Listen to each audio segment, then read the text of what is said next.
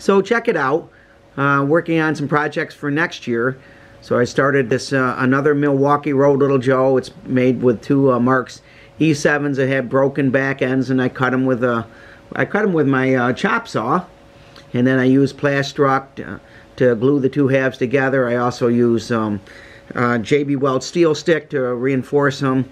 There's two power plates in there, and there's two Marx E7 motors. One is just a dummy with no guts left in it, and the other one is the power pull with a large weight. And I have scale passenger trucks on the front here, and I used a plate from a 1666 Marx steamer. I wanted to be able to run this with my other Milwaukee Little Joe, so I have it hooked up right now to my little steeple cab that I was running the other day. So I'll take it for a test spin.